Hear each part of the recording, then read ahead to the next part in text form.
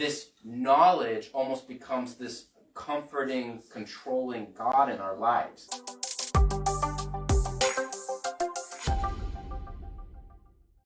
Because things, when you don't know about them, can be scary and anxious. And so I'm not trying to judge anybody, because I'm right here. Because when you're not knowing, you don't know what to do with yourself. You need to find that answer. And so something in you doesn't stop until you get there. But let's say this. Let's say not knowing something creates anxiety. So you learn what you didn't know, and so you eliminated the uncertainty, what you didn't know, and you got rid of the anxiety. You never really dealt with anxiety. Right. All you did was you changed the situation and removed the factor, the unknowing, so you didn't have to deal with the anxiety. It's the exact same as somebody who said that's afraid of heights, right? And so you know what they say, you know what, I'm just not going to fly on a plane. You just change your circumstance to where you avoided having to deal with the height. So you didn't really address being anxious about not knowing because you just found out. Does that make sense? Yeah, very much. So sometimes in those ways, knowledge takes a step up where it shouldn't have.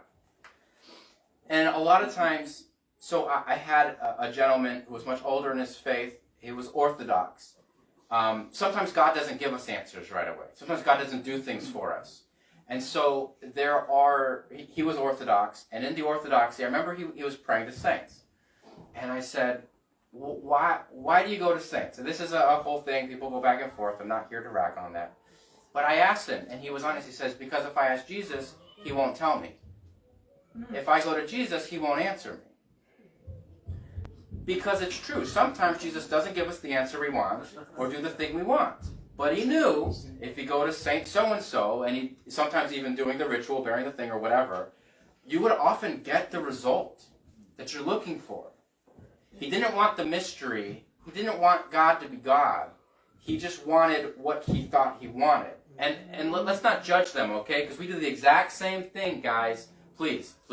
All these things that we can point at other denominations for, we do it. It's when we go to the same person, I really want encouragement. So let me go to the encourager. I don't want to go to the person who might tell me what I don't want to hear. I want someone who can snuggle with me, right? It's like there's times that we do it too, so please don't say I can't connect to that. Don't say, oh, I can't connect to the Pharisees. We all, some of us go through Bible college, some of us listen to things on the radio, some of us, all these things, a lot of it to reduce the uncertainty, and so we can increase our knowledge, and with that knowledge we have that illusion of control and power. And we run to that knowledge instead of running to God. And God is a God of knowledge and wisdom.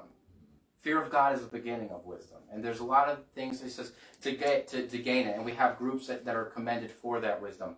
But if it's out of order, if you go for that wisdom and not God, then you're out of order and it's not where it should be. We all want the answers. He is the answer. I remember I asked Amber a question. I have no idea what it was. And she said, Jesus. Because Jesus is always the answer. She was kind of right. So on the count of 3, we're all going to say, we want answers. Ready? 1, 2, 3. We want answers. Now everybody on the count of 3 say, he is the answer. 1, 2, 3. He is the answer. Okay, see you next Sunday.